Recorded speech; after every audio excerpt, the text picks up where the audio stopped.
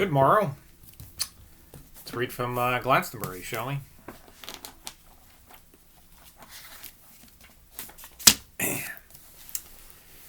The relaxed warmth of the April weather that had brought Cordelia into number two's shop and had brought number two himself into Mr. Twig's woodshed was not devoid of its effect upon the susceptible temperament of John Crow as he sat in his noisy little office down by the whistling and creaking luggage trains, composing more and ever more daring advertisements in regard to his midsummer pageant.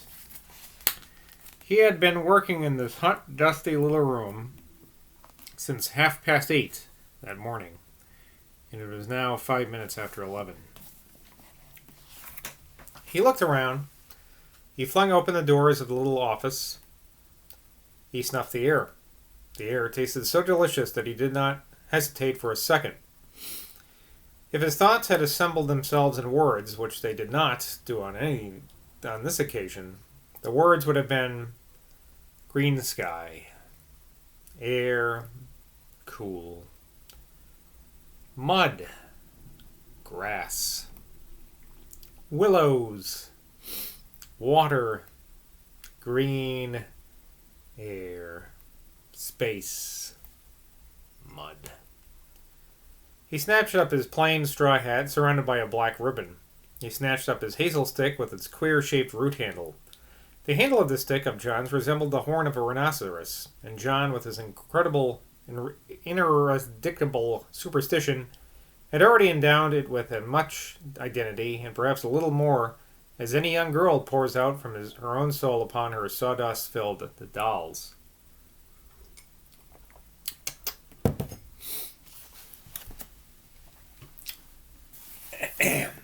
Armed with his stick and wearing the same clothes that he had worn at his grandfather's funeral, with the band of crepe round the arms that his French friend had sewn on some 7 weeks ago, he now set out, at a pace as rapid as its direction was motiveless, towards the southwest. He soon found himself following the road which led to the village of Street. The road John followed now had been as old as the days of the Saxon king Ina, whose character to the Benedictines of Glastonbury is still extant. But the chances are that in these early times all cautious travellers leaving Glastonbury for the south followed the Roman road, the remains of which lie less than a stone's throw away from the one upon the surface of which John's stick is now so sharply and so motivelessly tapping. But whether he followed the Roman or a Saxon road, it is certain that before he arrived at the village of Street, John found himself crossing the river Brue at Poplarless Bridge.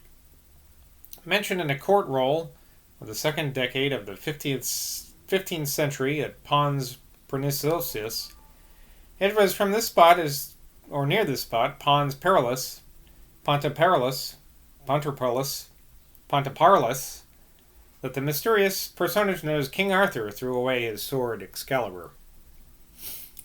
John leaned against the parapet and surveyed the trickling water of the Brue. There was much mud there, and several extraneous objects carrying little association with Excalibur rested half buried in the mud, while a pathetically small stream of tawny-colored water struggled with weakened impetus to deliver itself up some degrading obstacles.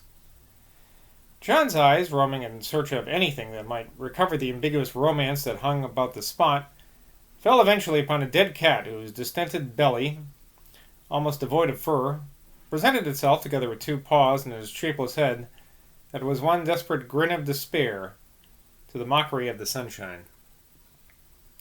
Still suffering from the violent reaction against all his mystical praise of Glastonbury, was suffering also from a too vivid memory of the dangerous quarrel he had had with Mary the last time they were together.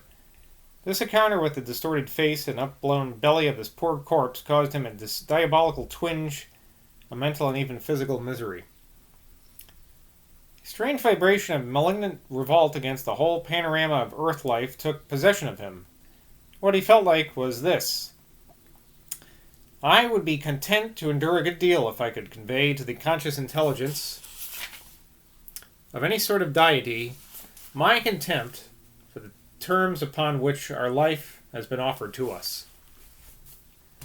John's skepticism as to the dogmas of pseudoscientific materialism was abysmal, but he was gone so far in his role as a circus manager retelling of the Glastonbury myths with a twist of his own that his mood now was of one virulent aesthetical fury.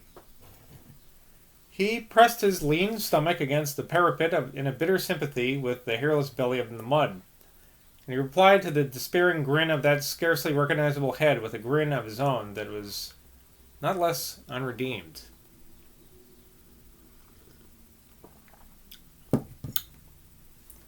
Thus, across the bridge perilous of the old romances, a stare of desperation out of summer-chair mud met a stare of malice out of a Norfolk skull. In the superconsciousness of the blazing sun, now almost on its zenith from that day, the whirling and thundering, the crackling and growling, and blasting and exploding of that orbit-revolving body of flame was accompanied by no consciousness of the existence of John Crow. And with the earth it was the same. Below the mud of the brew there was a bed of clay. Below the clay, the original granite of the planet's skeleton. Below the granite, an ocean of liquid rock, upon which the granite smoldering gases, upon which it floated. Below this again, black gulfs of hollow emptiness full of smoldering gases. And down below there, as the plummet of John's mind dived and sank, this down became an up, and the liquid rock bases of the antipodes of Glastonbury, like the root sea of Dante's Purgatorial Mount, fumed and seethed and bubbled.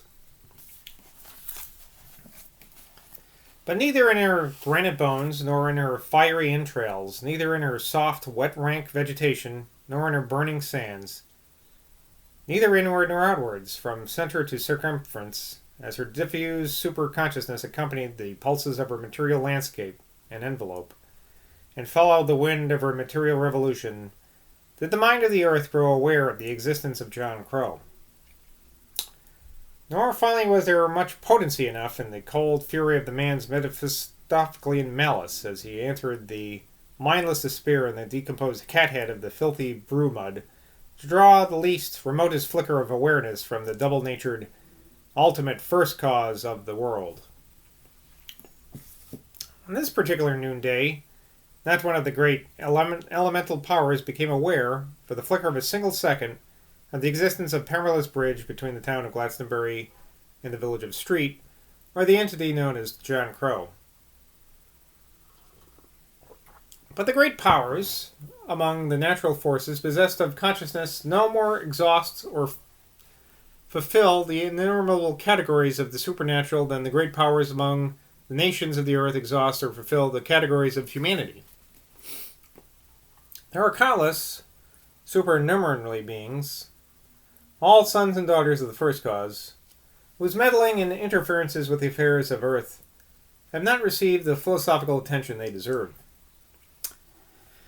It must have been by some mental movement of which he was totally unconscious that John Crow, in his present sullen and cynical mood, brought down upon his head a supernatural visitation from one of those lesser potencies in the midst of the warm noonday sunshine.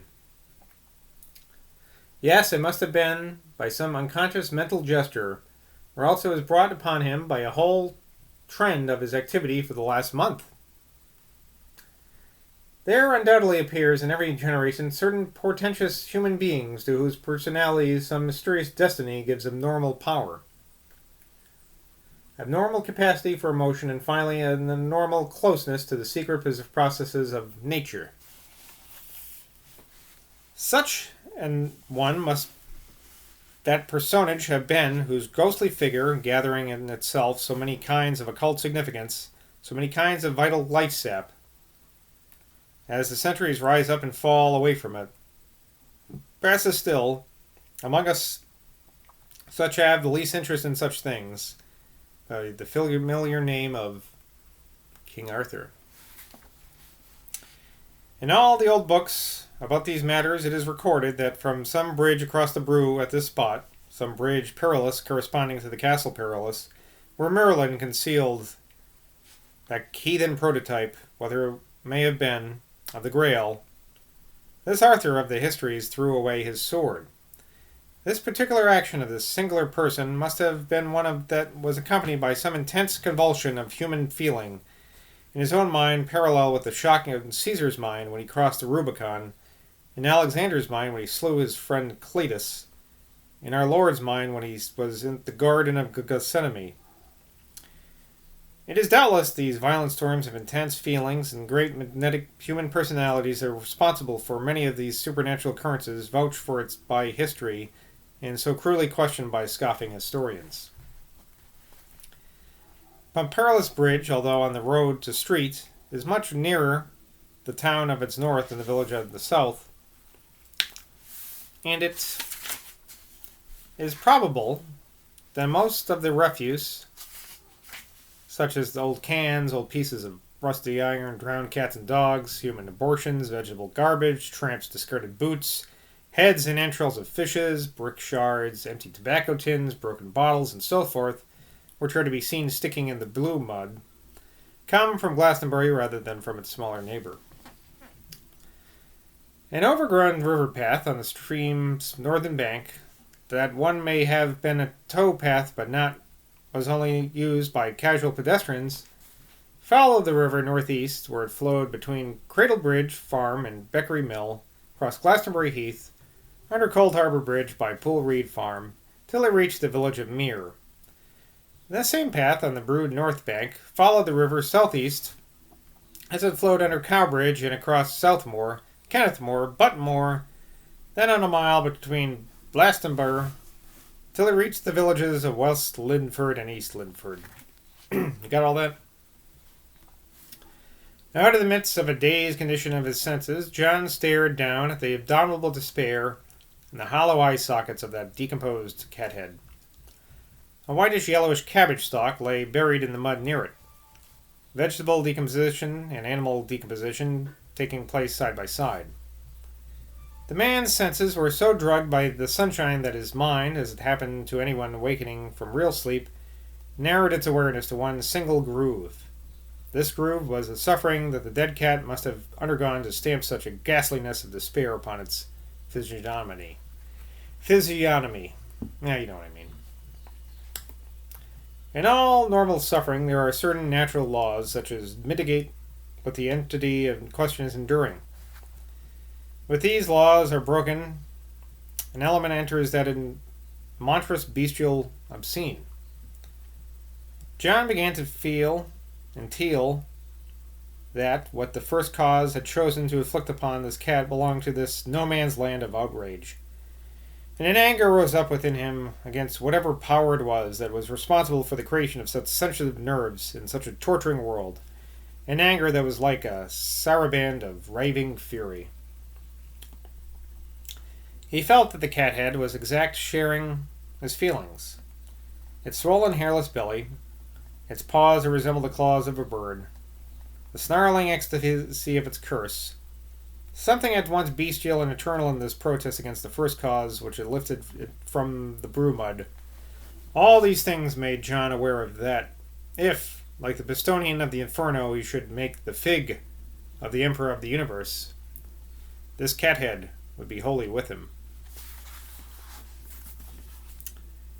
It was while the bowstring of his malediction was still quivering that John was struck there, leaning as he was against the sun-worn parapet, by a sudden rending and blinding shock. He had been thinking about King Arthur a good deal in the course of his recent advertising, but only in a childish and very ignorant way. He had never read the romances. But at this second, in the blaze of something that afterward seemed to him to resemble what he had heard of the so-called cosmic rays, he distinctively saw, literally shearing the sunlit air with a whiteness like milk, like snow, like birchwood, like maiden's flesh, like chalk, like paper, like a dead fish's eye, like Italian marble. An object resembling a sword falling into the mud of the river. When it struck the mud, it disappeared. Nor was there any trace. When John looked later, to show where it had disappeared. And that's our Glastonbury for today. Take care.